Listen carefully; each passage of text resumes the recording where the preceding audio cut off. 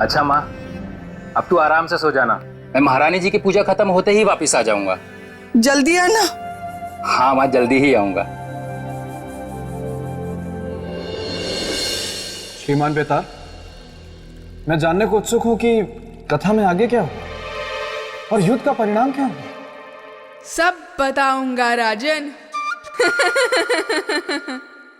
आगे हुआ ये कि जीवित तितलियां। इसका मतलब सौंदर्य लेखा यहाँ आ रही है और वो ये मेरी स्त्री वाली आवाज भी सुन लेगी। सौंदर्य लेखा? राजन, आप जरा यहीं रुकिए क्योंकि मुझसे मिलने कोई आया है प्रेत लोक से। बेतालनी मैंने बताया था ना, मैं उससे मिलकर उसे वापस भेजकर जल्दी आता हूँ।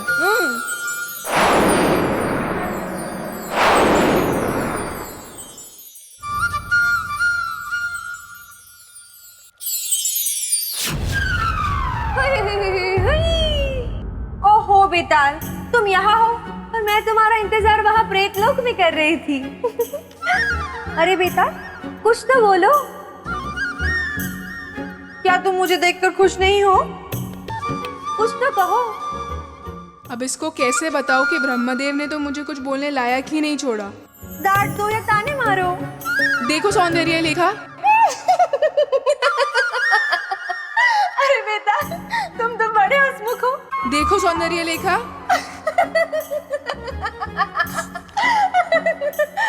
अब बस भी करो बेताल, अब तो अपनी आवाज में बात करो। क्यों, तुम्हें ये आवाज पसंद नहीं है? बिल्कुल नहीं।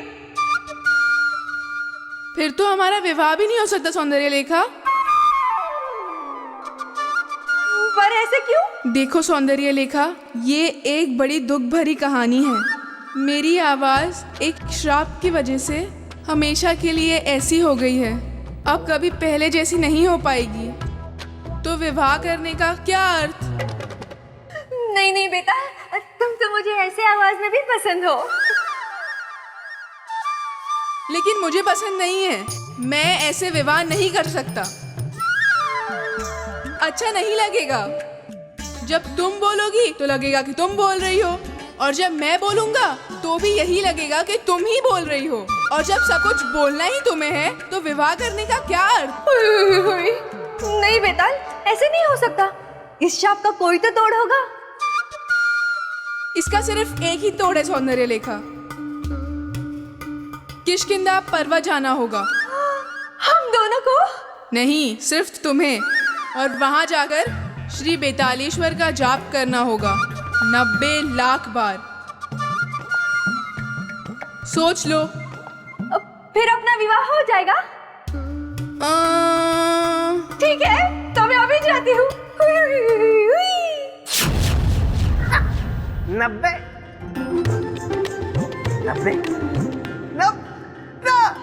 90 लाख बार जाप करने के बाद कोई विवाह के लायक बचता है क्या? पगली।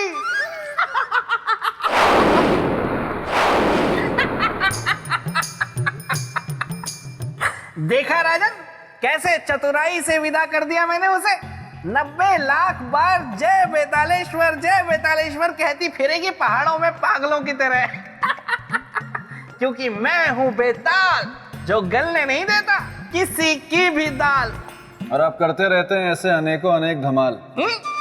अच्छा वो सब छोड़िए, आप मुझे ये बताइए कि सम्राट और काल के बीच युद्ध में क्या हुआ? युद्ध के सारे घोड़े भाग गए। आहा राजन, युद्ध बहुत ही भयंकर हुआ।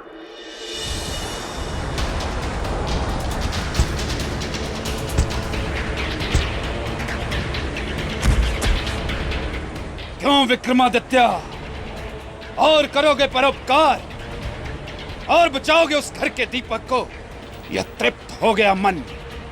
नहीं काल, एक परोपकारी का मन तब तक तृप्त नहीं होता जब तक वो अपने परोपकार का परिणाम नहीं देख लेता। तो अभी दिखाता हूं तुम्हें।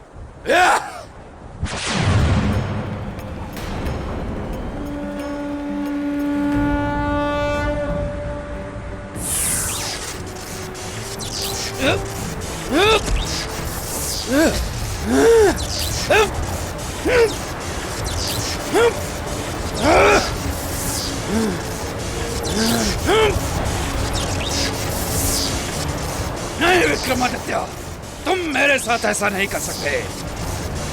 खोलो मुझे। नहीं काल, हम तुमको तब तक नहीं खोलेंगे जब तक उस निर्दोष मनुष्य को मारने का विचार त्याग नहीं कर देते तुम। हंस लो काल, जितना चाहते हो उतना हंस लो। अब ये संसार एक क्रूर काल को रोते हुए देखेगा। तू रोएगा विक्रमादित्य, जब तुझे ये पता चलेगा जिसे बचाने के लिए तूने मुझे बांधा है वो स्वयं मृत्यु के मार्ग पे चल पड़ा है।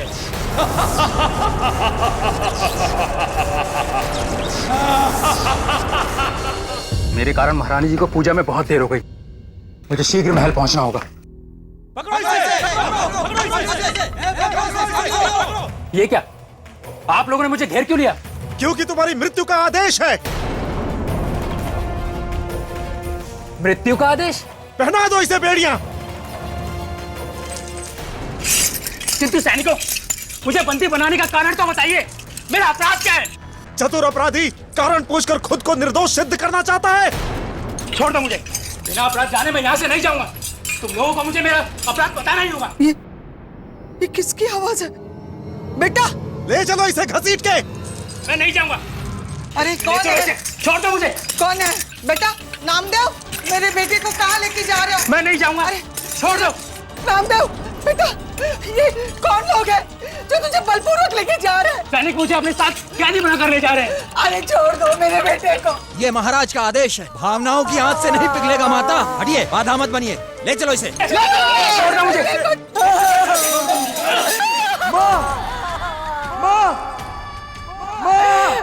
बेटे को छोड़ दो। विक्रमादित्य, खोल दे मुझे, अन्यथा पछताएगा तू। स्वयं के संकट में गिर जाने के भय से किसी निर्दोष के जीवन को संकट में नहीं छोड़ सकते आप।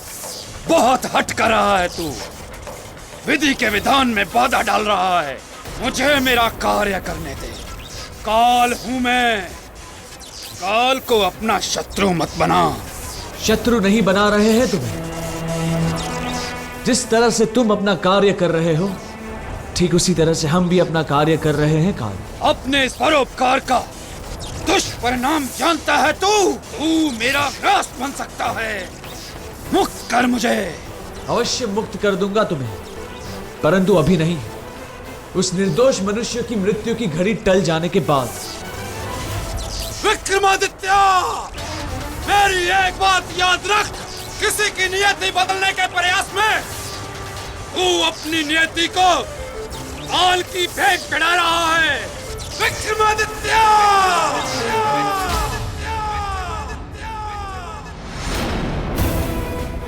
प्रश्न हमारे सुहाग के जीवन का है। हमें अपने सुहाग की रक्षा के लिए काल को रोकना ही होगा।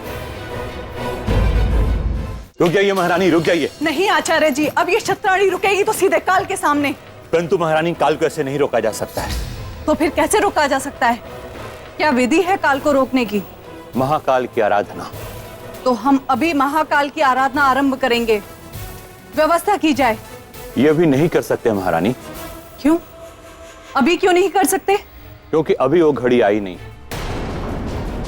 काल को रोकने के लिए महाकाल की आराधना तब करते हैं जब जीवन में काल का प्रभाव दिखना शुरू हो जाता है। तो फिर हमें उस घड़ी का पता कैसे चलेगा?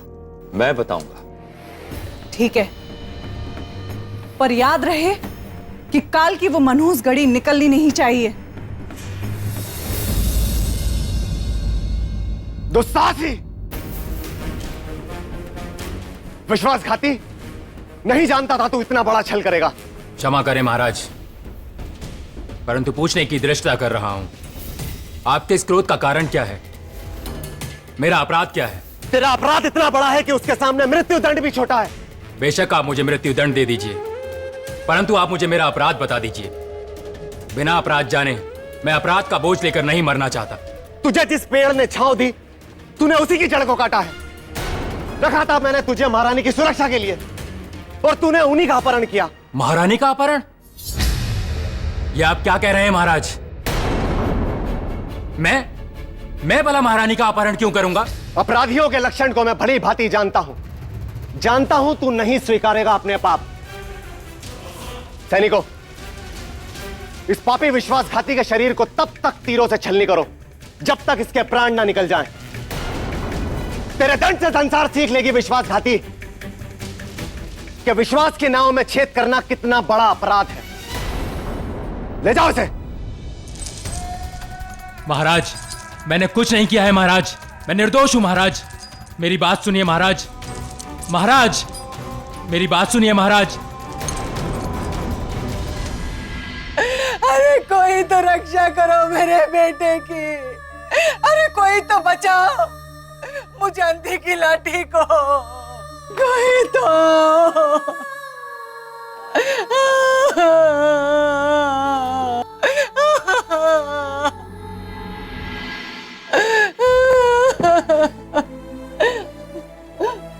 क्या बात है माता? मेरा बेटा, मेरा बेटा, मेरा बेटा। क्या हुआ आपके बेटे को? बिना कारण मेरे बेटे को राजा के सैनिक उठाकर ले गए। इसका मतलब हमें देर हो गई पहुंचने में। मेरा बेटा निर्दोष है, मेरा नामदेव निर्दोष है। आपके बेटे की रक्षा हम करेंगे, आप निश्चिंत रहें। कुछ नहीं होने देगी हम नामदेव को। यह हमारा एक मां को वचन है।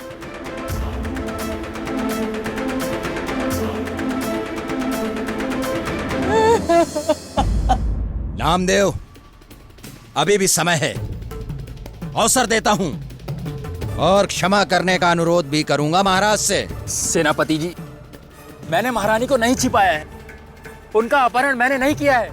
आप मेरी बात का यकीन क्यों नहीं करते? जो सुरक्षा कर रहा था वही कह रहा है ये बात। सेनापति जी, मैं अपनी माँ की सौगंध खाकर कहता हूँ, मैं विश्वासघाती नहीं हूँ। मैंने महारानी का अपहरण नहीं किया है। ऐसा घिनौना काम करने से पहले मैं कई बार सोचूंगा। मतलब तू अपना मुंह नहीं खोलेगा? सैनिकों, निशाना लगाओ इस पर और छलनी कर दो इसके शरीर को। लगाओ निशाना। मैंने महारानी को नहीं छिपाया है। नामदेव, अभी भी वक्त है, बता, बोल। मैं नहीं जानता सेनापति जी, मैं अपनी माँ की सौगंध खाकर कहता हूँ, कृपया मुझे छोड़ दीजिए। बेचारा नामदेव, इसका अर्थ कि परोपकारी सम्राट विक्रमादित्य अपनी पूरी शक्ति लगाकर भी उस बालक की मृत्यु को टाल नहीं पाए। राजन, आप जिनकी बात कर रहे हैं वो कोई छोटे मोटे राजा नहीं थे, बल्कि सम्राट विक्रमादित्य थे, और आप उन पर संशय कर रहे हैं। भूलिए मत राजन, जहां ना पहुंचे आदित्य वहां पहुंचे विक्रमादित्य।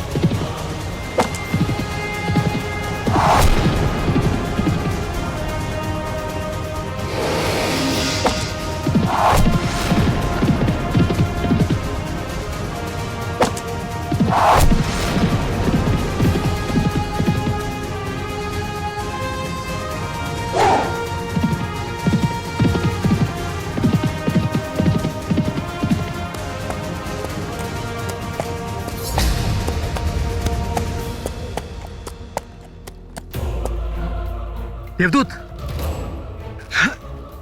आप कुछ बोलते क्यों नहीं? आप ठीक है देवदूत?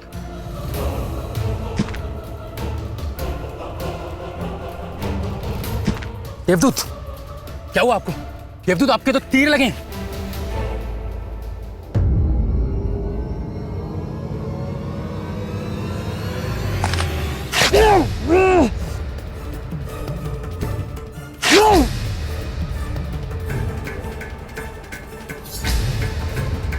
नामदेव, देवदूत, आप ठहरिए, मैं आपके लिए जल लेके आता हूं।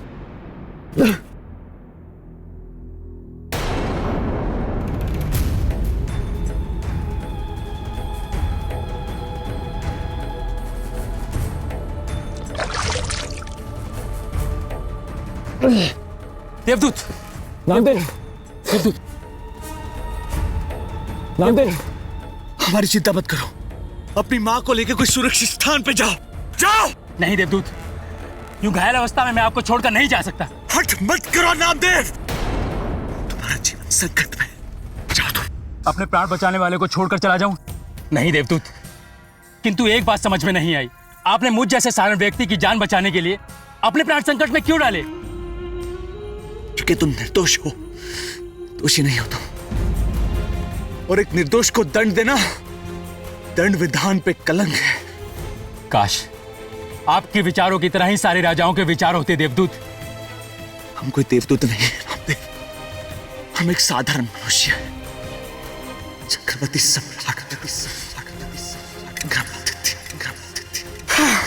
सम्राट, आगे बोलिए सम्राट, सम्राट कुछ बोलिए, सम्राट, सम्राट कुछ बोलिए, सम्राट आंखें खोलिए।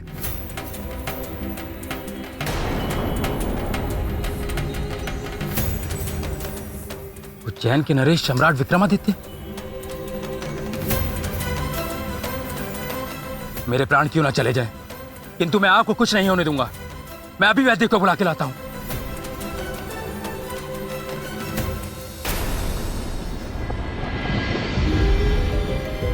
कोई सूचना ना कोई संदेश, न जाने कहां किस अवस्था में होंगे सम्राट। हे परमात्मा, ये किस धीरज की परीक्षा ले रहे हैं आप?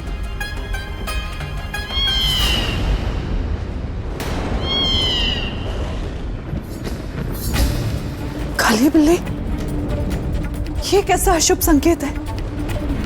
हे परमात्मा, हमारे सम्राट की रक्षा करना।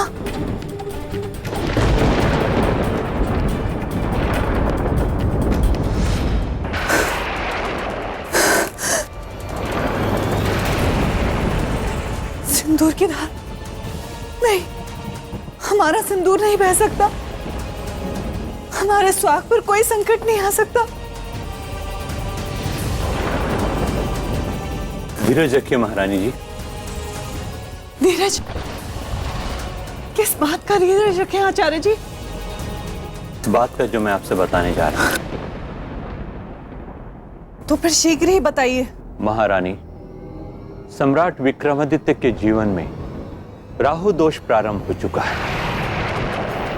वो है तो केवल आज रात्रि तक के लिए, परंतु क्या आचार्य जी? यदि आज की रात कुशलता से बीत गई तो सम्राट के जीवन में कोई अमंगल नहीं होगा। और यदि हुआ तो? ईश्वर न करे ऐसा हो, और यदि हुआ तो चिंता गहन है। तो हम उस चिंता की चिता जला देंगे आचार्य जी।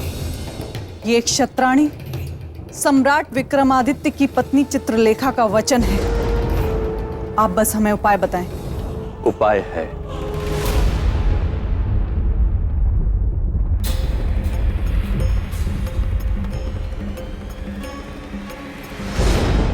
आचार्य जी, जब तक चित्रलेखा की नाड़ियों में सम्राट के नाम का रक्त बह रहा है, तब तक कोई काल उन्हें छू भी नहीं सकता। और यदि किसी काल ने उनके निकट आने का दुस्साहस भी किया तो एक सुहागिन का श्राप उसे जलाकर भस्म कर देगा।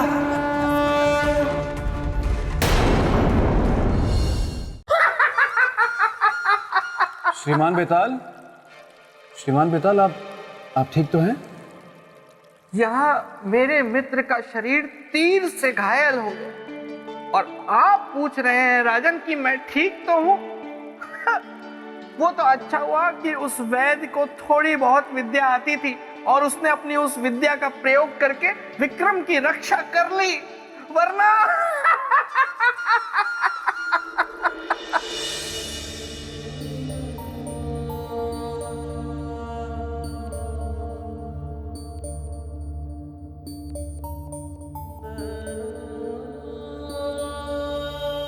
वैद्य जी। बेटे, मैं जितना उपचार कर सकता था मैंने कर दिया। अब बाकी ऊपर वाले के हाथ में है, क्योंकि तीर का विष इनके सारे शरीर में फैल चुका है। तो विष का प्रभाव कब खत्म होगा और इन्हें होश कब आएगा? प्रातः काल तक इन्हें होश आ जाना चाहिए। यदि होश न आए तो इनके सगे संबंधी को सूचित कर।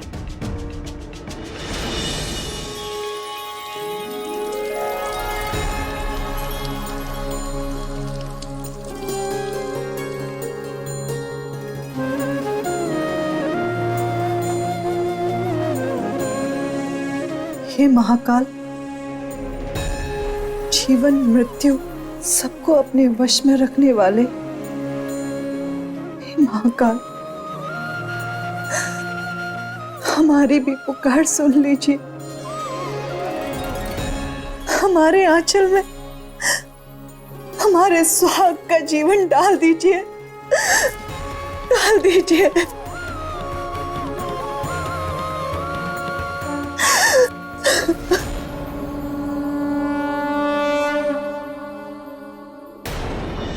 हे विधाता, मैं तुझसे भिक्षा मांगता हूं।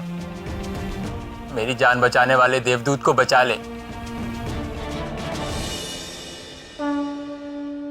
हे महाकाल, हमारी हथेली पर ये दिए तब तक जलेंगे जब तक कि हमारे सम्राट आकर फिर से हमारी मांग में सिंदूर नहीं भर देते और हमें अखंड सौभाग्यवती होने का आशीर्वाद नहीं दे देते।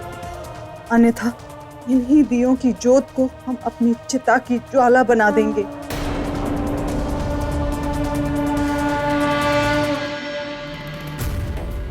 ओम त्र्यंबकं यजामहे सुगंधिं पुष्टिवर्धनम् उर्वारुकमिव बन्धनात् मृत्युर्मुक्षीयमामृतात्।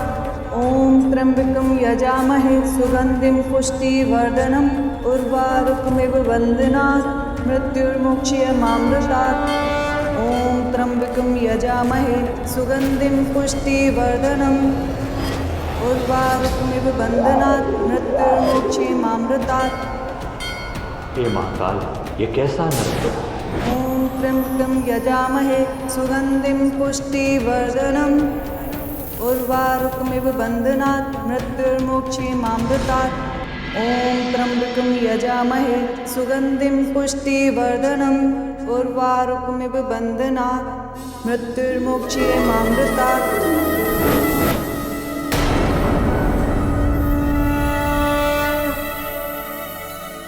महारानी, राहु काल टल चुका है। सम्राट का जीवन अब बिल्कुल सुरक्षित है।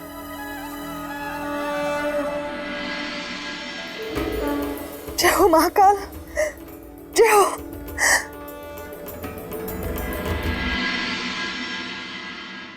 वैद्य जी, वैद्य जी। अरे भगवान, तेरा लाख लाख शुक्र है। आप खड़े क्यों हैं? आप बैठिए, आराम कीजिए। नहीं वैद्य जी, हम बिल्कुल स्वस्थ हैं। मृत्यु के मुंह से किसी को वापस लौटते देखना मेरे लिए तो पहला अनुभव है।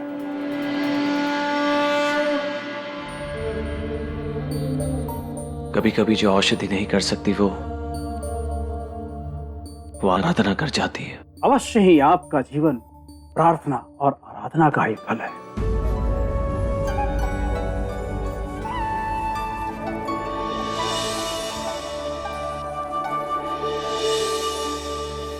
कहना नहीं चाहिए फिर भी कहते हैं। हम आभारी हैं आपके प्रेम के, आपके समर्पण के और आपकी निष्ठा के।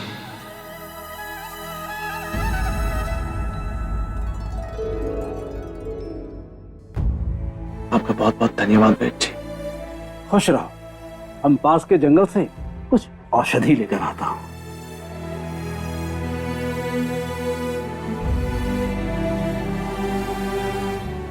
नामदेव, ये जीवन आपकी ही देन है। मैं आजीवन आपका ऋणी रहूंगा।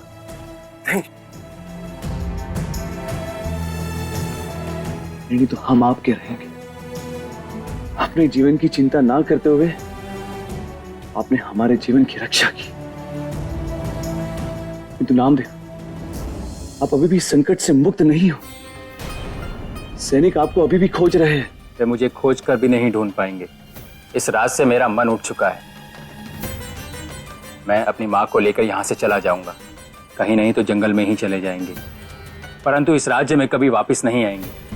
कहीं और जाकर तू राजा से बच जाएगा, पर काल से नहीं।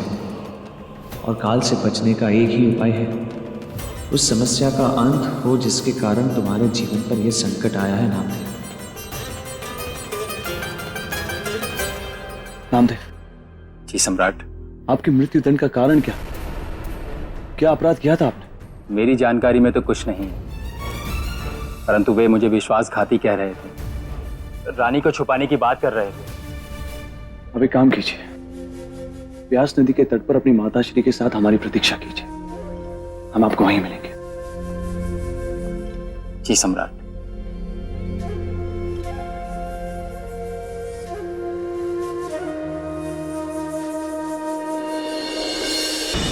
श्रीमान बेताल, श्रीमान बेताल, श्रीमान बेताल, क्या हो गया? आप कुछ बोल क्यों नहीं रहे? चलिए राजन, उज्जैनी चलिए। आम का मौसम आ गया है और मैंने सुना है उज्जैनी के आम बड़े मीठे होते हैं। हम दोनों मिलकर खाएंगे। और सोचिए ना, उज्जैनी की प्रजा आपको देखकर कितनी प्रसन्न हो जाएगी, और महारानी वल्लरी वो तो गद गद हो जाएंगी। चलिए चलिए उज्जैनी चलते हैं, घोड़ा निकालते हैं। नहीं श्रीमान बेताल, अभी ना तो आपकी परीक्षाएं पूरी हुई और ना ही मेरा संकल्प। और जब तक ये पूरे नहीं हो जाते तब तक मैं आम नहीं खाऊंगा। इसीलिए तो मैं चुप। मैं क्या मूर्ख हूं जो आपकी परीक्षाएं ले रहा हूं? आपकी मैं दादी या नानी हूं जो आपको कहानियों पे कहानियां सुना रहा हूं? मैं अब ये सब कुछ नहीं करूंगा। मैं समझा नहीं। इसीलिए मैं आपको समझा रहा हूं। भूल जाइए ये सब कुछ राजन, भूल जाइए ये सिंहासन, भूल जाइए ये परीक्षाएं, भूल जाइए मुझे, बस कहानी खत्म। बेताल, तुम पुनः अपने पद से भटक रहे हो। तुम्हें इसका कठोर दंड मिलेगा। नहीं नहीं, वो मैं भावनाओं में बह गया, इसीलिए ये कह गया।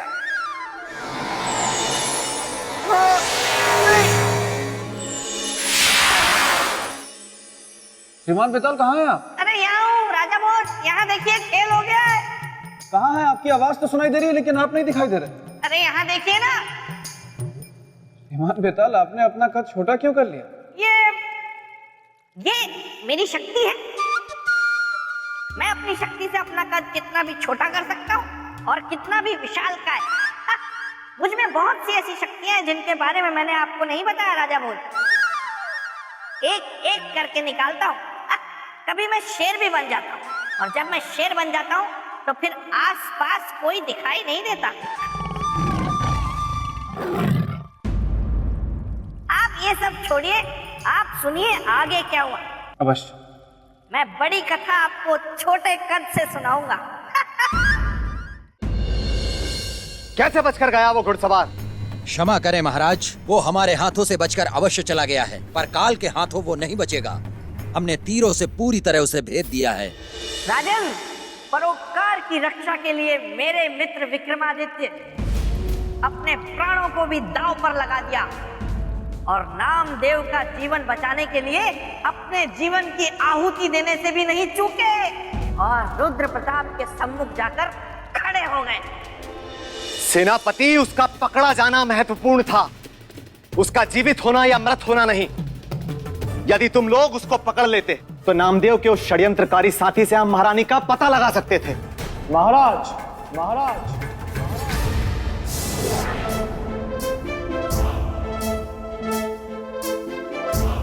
हमने ही महारानी के सुरक्षा कर्मी नामदेव के जीवन की रक्षा की।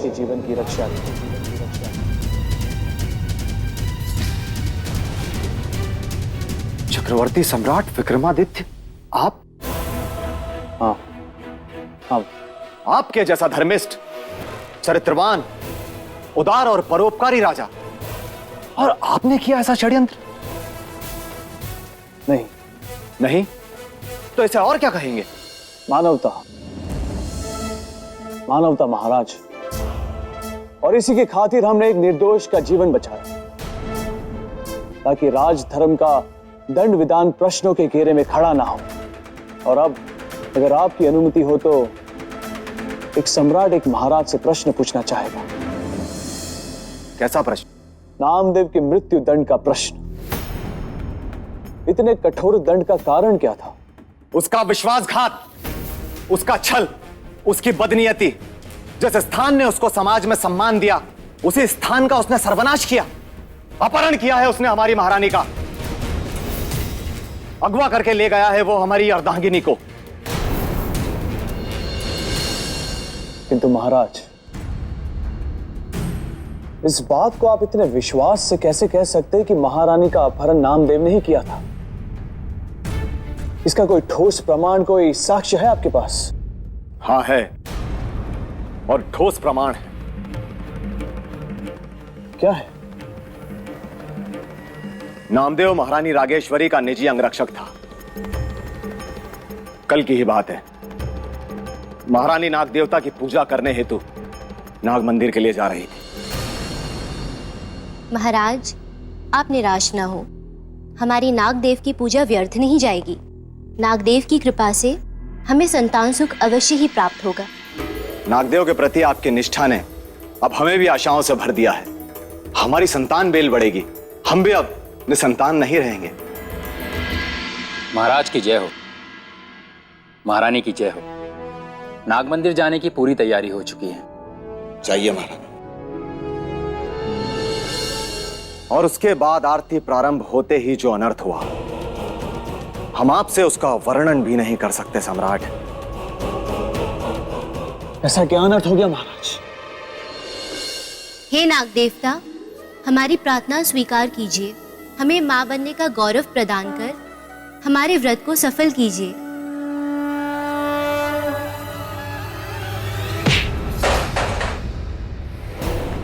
आपका व्रत अवश्य पूरा होगा महारानी, आप अवश्य मां बनेंगी, किंतु नागदेव की कृपा से नहीं, हमारी कृपा से। चलिए हमारे साथ। नामदेव, हमारा हाथ छोड़ो, होश में आओ। दासियों, सैनिकों को बुलाओ। आदेश नहीं महारानी, अनुरोध कीजिए, क्योंकि आदेश अब हमारा अधिकार है और उसका पालन आपका। और हमारा आदेश यह है कि अभी आप हमारे साथ चलेंगे।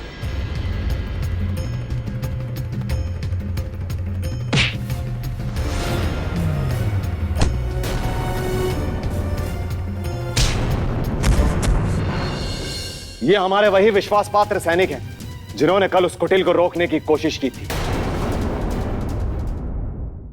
ये हमारे वही विश्वास पात्र सैनिक हैं जिन्होंने कल उस कुटिल को रोकने की कोशिश की थी। नामदेव का वैसा भयानक रूप हमने आज तक नहीं देखा सम्राट। और सम्राट, ना जाने उसमें इतनी शक्ति कहां से आ गई। हम लोग मानो उसके सामने चींटी थे। बोलिए, क्या आप भी आपको कोई प्रमाण चाहिए, कोई साक्ष्य चाहिए उसके विरुद्ध? महाराज, कभी कभी रस्सी को देखकर भी सांप का भ्रम हो जाता है। आप कहना क्या चाहते हैं? यही कि नामदेव निर्दोष है। मुझे आपकी इस बात से दुख कम और आश्चर्य अधिक हो रहा है कि आपके जैसा गुणी व्यक्ति ऐसी बात कर रहा है। नामदेव के समर्पण को, उसके कर्तव्य परायणता को आप देख भी नहीं पा रहे। महाराज, इसीलिए आपसे अनुरोध है कि हमारे आने तक नामदेव को दंडित करने का अपना यह निर्णय स्थगित रखिएगा। आशा है कि आप मान रखेंगे हमारी अनुरोध का। ठीक है, हम आपके आने तक प्रतीक्षा करेंगे। धन्यवाद। और महारानी रागेश्वरी के स्वागत की भी तैयारी करके रखेगा।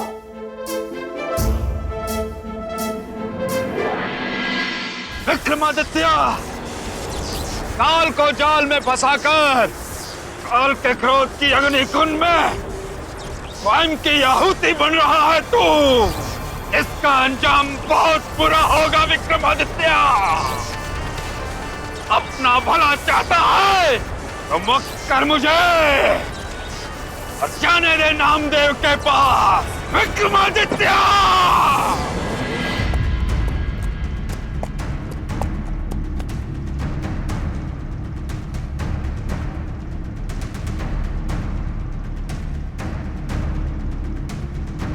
कहां से आ रहे हैं सम्राट?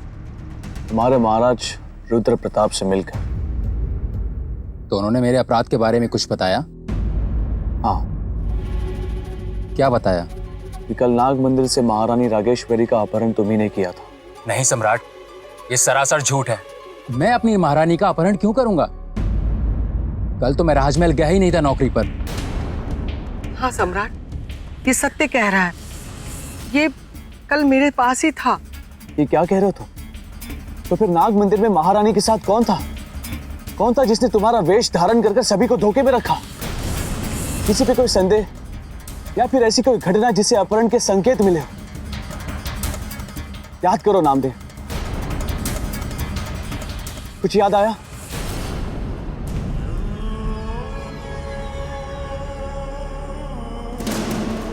हाँ सम्राट, मुझे कुछ कुछ याद आ रहा है। क्या याद आ रहा है नामदेव? सम्राट, महारानी नागदेव की पूजा करने के बाद जब आरती आरंभ करती थी तो एक सर्प आता था और एकटक उन्हें देखता रहता था।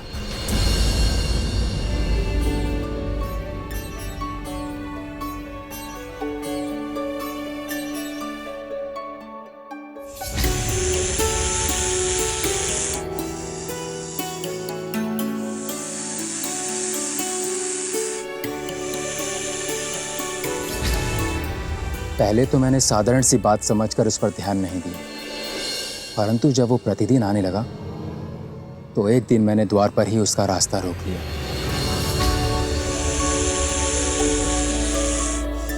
रुको, कौन हो तुम और क्यों आते हो प्रतिदिन यहाँ? युवक, छोड़ मेरा मार्ग और मुझे जाने दे। बिना परिचय जाने नहीं दूंगा। परिचय चाहिए? हाँ, क्योंकि मैं महारानी का निजी अंगरक्षक हूं।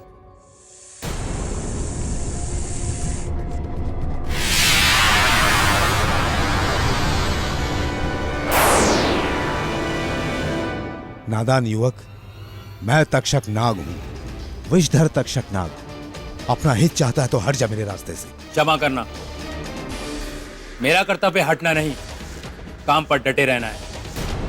हर उस बाधा को रोकना जो महारानी की नाग देवता की पूजा में विघ्न उपस्थित हो। इसलिए मैं तुम्हें जाने नहीं दूंगा। तेरा ये दुस्साहस कि तू तक्षक को रोके?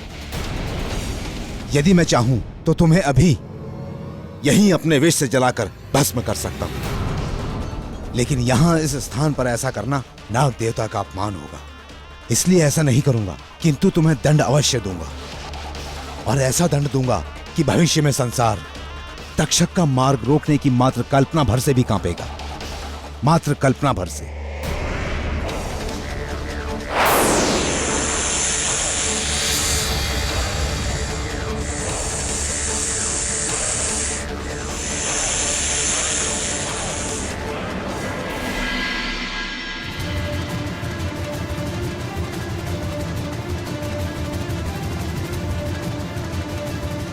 इसका अर्थ है कि तक्षक नाग के साथ तुम्हारी बहस हो गई। हाँ सम्राट, समझ गए।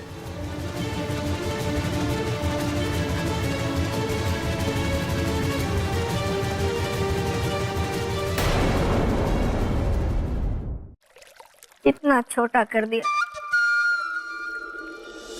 श्रीमान बेताल, मैंने मान लिया कि आप में किसी भी रूप को धरने की शक्ति है, किंतु कृपा करके मुझे आगे की कहानी सुना। मैं जानने के लिए उत्सुक हूं। राजन, ऐसा कीजिए, आप थोड़ा विश्राम कर लीजिए, क्योंकि कहानी सुनाने का अभी मेरा मन नहीं हो रहा। थोड़ी देर बाद मेरा मन हो जाएगा, फिर मैं आपको कहानी सुनाऊंगा। तब तक अगर आप चाहें तो जल और फल ग्रहण कर लीजिए। लेकिन श्रीमान बेताल, मैं भूखा और प्यासा नहीं हूं, पर मैं कथा सुनना चाहता हूं। देखिए, मैं बेमन से सुना तो दूंगा, पर फिर कुछ भूल गए तो इसलिए बाद में सुनाता हूँ ना, जाइए ना। अच्छी बात। बेताल, ब्रह्मदेव, तुम पुनः अपने पथ से भटक रहे हो। नहीं ब्रह्मदेव, ये तो मैंने जानबूझकर ऐसी कहानी सुनाई। मुझे पता था ये सुनकर आप जरूर प्रकट होंगे। कृपया मुझे इससे मुक्त कर दीजिए। ठीक है, किंतु स्मरण रहे, यदि तुम पुनः अपने पथ से भटके तो तुम्हें कठोर दंड मिलेगा। हाँ, मैं नहीं भटकूंगा।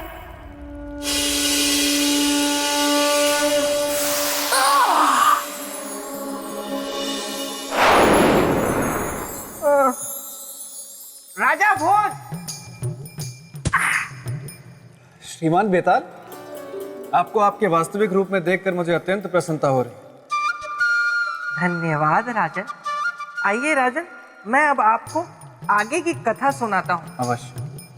राजन, तक्षक बड़ा ही मायावी नाग था। उसने राजा परीक्षित को भी फूलों के हार में छिपकर डसा था। उसके बाद वो मन ही मन हंसा था। और तो और कलयुग के आने का कारण भी वही बना। तब तो ये कार्य बहुत चुनौतीपूर्ण रहा होगा। हाँ, और चुनौती का दूसरा नाम थे मेरे मित्र विक्रमादित्य। हे नागदेव, हम संसार वासियों के लिए आप हमेशा से भगवान रहे, हमारे पूजनीय। परंतु आज तक्षक के कारण सदियों से हो रही आपकी भक्ति और आस्था टूटने के कगार पर है। ऐसा क्या किया उसने सम्राट? कौन सा कुकर्म किया? कौन सा अधर्म? उसने पृथ्वी लोक से महारानी रागेश्वरी का पूजा स्थल से अपहरण किया है। अपने इस घिनौने कुकर्म से आपके देवत्व और नागकुल को कलंकित किया है उसने। आपके भक्तों के हृदय में कटुता और शत्रुता का विष भर दिया। इसलिए हे नागदेव, हमारी आपसे विनती है, उसके लोक जाने का मार्ग बताए हमें।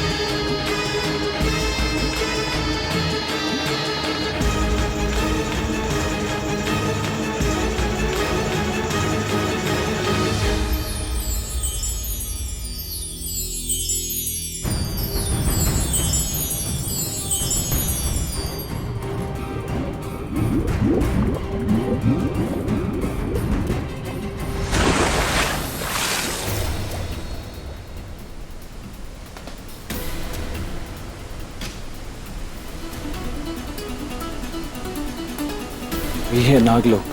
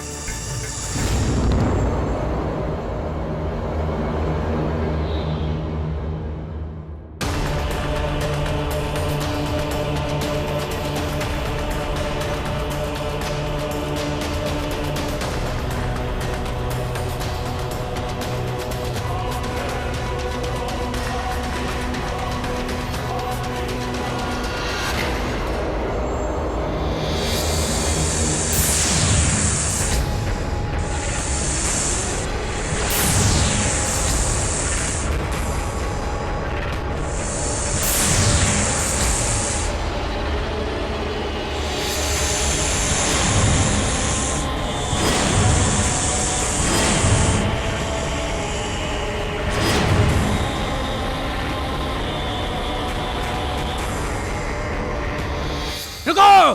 कौन हो तुम? सम्राट विक्रमादित्य। कहाँ से आए हो? पृथ्वी लोक से। यहाँ नागलोक में क्या कर रहे हो? तक्षक से मिलने आए। पृथ्वी लोक के वासियों का उनसे मिलना बुरा सपना है। लौट जाओ, अन्यथा तुम हमारे विष के तुम विशेष पात्र बन जाओगे। क्योंकि मनुष्य हमारा दुश्मन है।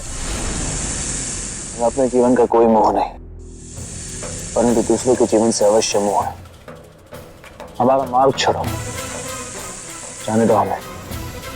असंभव! मित्रों, इसे समझाना व्यर्थ है, मार दो इसे।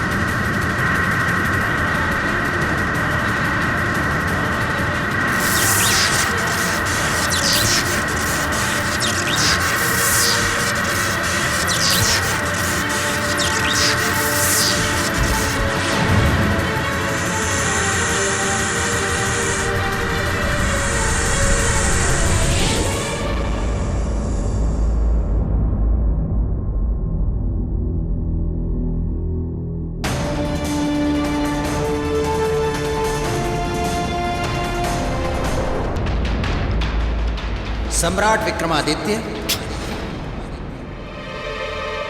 हमें क्षमा करें सम्राट विक्रमादित्य। हम जान गए हैं कि हमारा विश्व व्रत तोड़ने वाला कौन है। नागराज का प्रणाम स्वीकार करें सम्राट, और नागलोक में आने का उद्देश्य बताइए। तक्षक राज से मिलना हमारा उद्देश्य है, कृपया आप हमारी सहायता करें। अवश्य सम्राट, अवश्य। आप मेरे साथ प्रस्थान कीजिए। तो बोलिए राजन, एक तरफ थे मेरे मित्र सम्राट विक्रमादित्य, निस्वार्थी, जो एक अनजान मनुष्य के प्राणों की रक्षा के लिए नागलोक तक चले गए, और एक आप हैं स्वार्थी, जो मेरे मित्र के सिंहासन को प्राप्त करने की लालच में यहाँ चले आए। सही कहा आपने बेटा, मैं हूं लालची। यदि अपनी प्रजा के हित के बारे में सोचना लालच है तो मैं हूं लालची। यदि अपनी प्रजा को चक्रवर्ती सम्राट विक्रमादित्य की प्रजा के समान न्याय, सुख, शांति और आर्थिक समृद्धि देना लालच है तो मैं हूं लालची।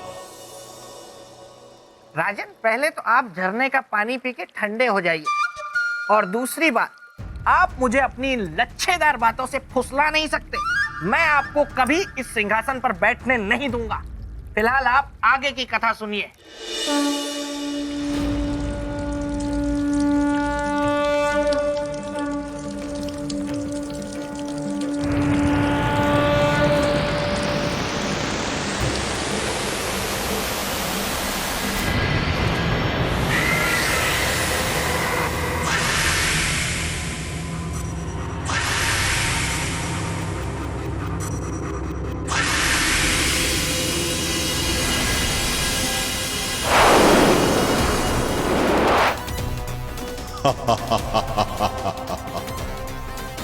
आज के इस शुभ दिन बधाइयां गूंजेंगी इस नागलोक में, क्योंकि तक्षक अपने परम शत्रु मनुष्य की सबसे बड़ी कमजोरी, उसकी एक और पतिव्रता स्त्री के सतीत्व का आज हरण करेगा, उससे विवाह करेगा। एक और जहां मेरे इस कार्य से मेरा प्रतिशोध एक कदम आगे बढ़ेगा, वहीं दूसरी ओर मेरा बल और बलवान होगा।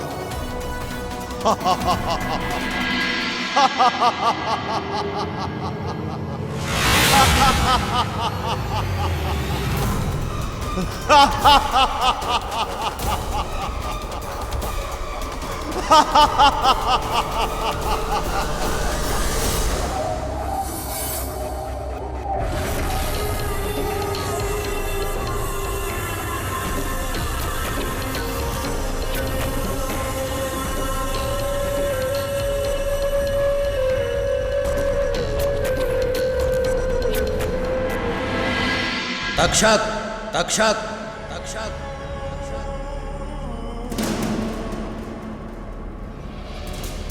आइए नागराज, पधारिए। तक्षक के विवाह के शुभ अवसर पर आपका स्वागत है।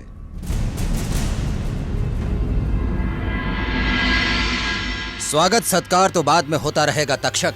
पहले सम्राट विक्रमादित्य के मन में बैठे संशय को दूर करो। कैसा संशय? तक्षक, क्या यह सत्य नहीं कि तुमने महारानी रागेश्वरी का अपहरण किया और उन्हें बंदी बनाया? बंदी? अपहरण? नहीं नहीं, मैंने किसी का अपहरण नहीं किया है और ना ही किसी को बंदी बनाया है और ना ही किसी पर बल प्रयोग किया है। ऐसा कहकर आप तक्षक राज पर झूठा आरोप लगा रहे हैं। यदि ये आरोप है तक्षक, तो सत्य क्या है बताइए हमें। हाँ तक्षक, अपने पक्ष को रखकर सत्य को सिद्ध करो। नागराज, सत्य यह है कि मनुष्य जाति हमारी शत्रु है, सदा ही हमारा अहित चाहती है, अहित करती है, और आज ये हमारे विवाह के पावन अवसर पर हमारा अहित करने आया है। नागराज, मनुष्य जाति हमारे लिए बाधा थी, विघ्न है और व्यवधान रहेगी। तक्षक, आरोप का उत्तर प्रत्यारोप नहीं होता। यदि तुम सत्य कह रहे हो तो सिद्ध करो। आप कहते हैं तो मैं अभी सिद्ध कर देता हूं। देवी रागेश्वरी को उपस्थित किया जाए।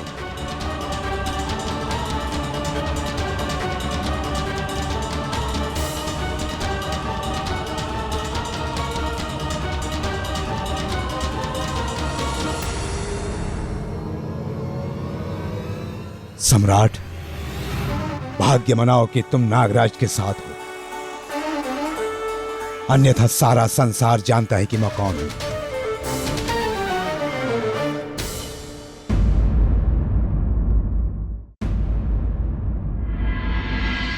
आपने बुलाया स्वामी?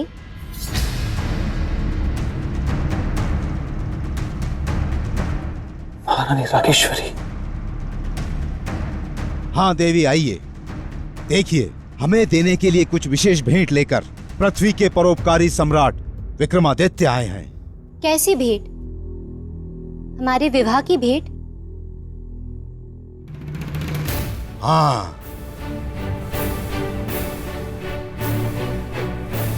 और वो भेंट है आरोप की। इनका कहना है कि हमने आपका अपहरण किया है और आपसे आपकी इच्छा के विरुद्ध विवाह कर रहे हैं। नहीं सम्राट, ये गलत है। हम स्वयं की इच्छा से इनसे विवाह कर रहे हैं। महारानी रागेश्वरी, ये आप क्या कह रही है? आप विवाहित हैं, महाराज रुद्र प्रताप की पत्नी हैं आप। होंगे कभी,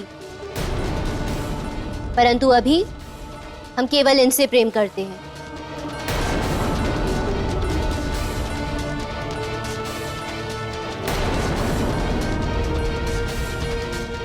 हम नहीं विश्वास करते आप जो कह रही उसमें। आप जो कुछ भी कह रही वो इस तक्षक के भय से कह रही। प्रेम में भय कहाँ सम्राट? प्रेम तो निर्भय है, निर्भीक है। नहीं मान सकते आप, ये सत्य नहीं है देवी। बस सम्राट, बस। अब आगे एक शब्द नहीं।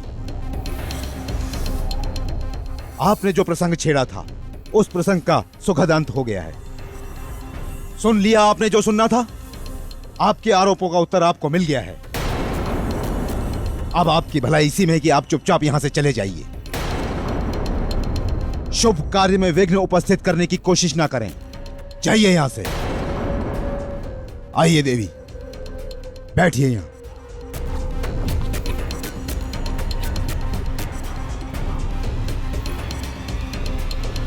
और सम्राट विक्रमादित्य, हमारे हृदय की विशालता को देखिए।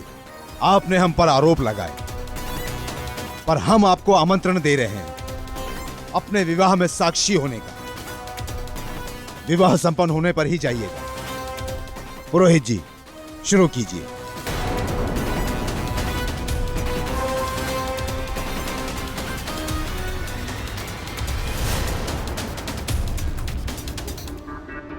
महारानी रागेश्वरी की बातों ने तो हमें दुविधा में डाल दिया है। उनकी बातों से तो हमारा उद्देश्य, हमारा संकल्प, हमारा वचन सब बेकार हो जाएगा। किस बल से हम लोगों का सामना करेंगे? कहां गए सम्राट विक्रमादित्य? और अब तक लौटे क्यों नहीं?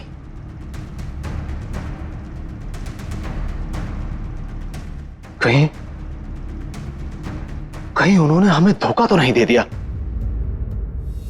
महारानी रागेश्वरी चाहे कुछ भी कहे, परंतु हमारी आत्मा यह कहती है कि असली अपराधी तक्षक ही है, और नामदेव के जीवन को बचाने के लिए हमें किसी भी कीमत पर तक्षक को पृथ्वी लोक ले जाना होगा।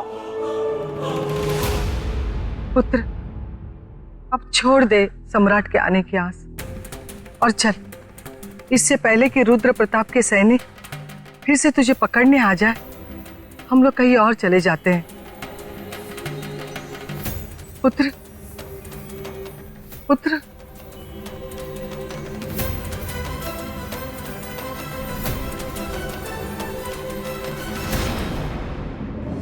परमपिता परमात्मा, हम तो भारी धर्म संकट में फंस गए। एक तरफ कालदेव बंधे हुए और दूसरी तरफ महारानी रागेश्वरी तक्षक के छल की शिकार हुई। अनर्थ ना हो जाए इसलिए तब तक कालदेव को मुक्त नहीं कर सकते जब तक इस समस्या का हल ना हो जाए। विक्रमादित्य, मुक्त कर मुझे, अन्यथा तू नहीं जानता जिस परोपकार को तू अपने आत्मिक सुख और संतोष का कारण समझ रहा है, वही तेरे लिए कष्टकारक बन जाएगा। तो मुक्त कर मुझे विक्रमादित्य।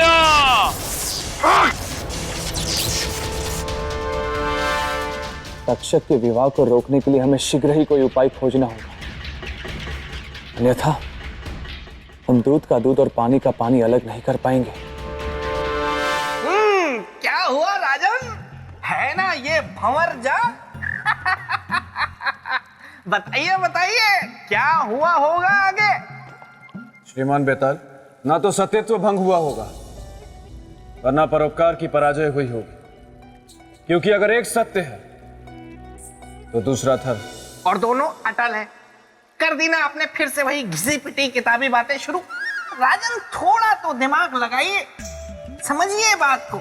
अरे महारानी तो तक्षक के बस में थी, फिर ऐसा कैसे हो सकता है कि उनका सत्यत्व भंग ना हुआ हो? बोलिए, उत्तर दीजिए। या तो उत्तर दीजिए या भूल जाइए सिंहासन को।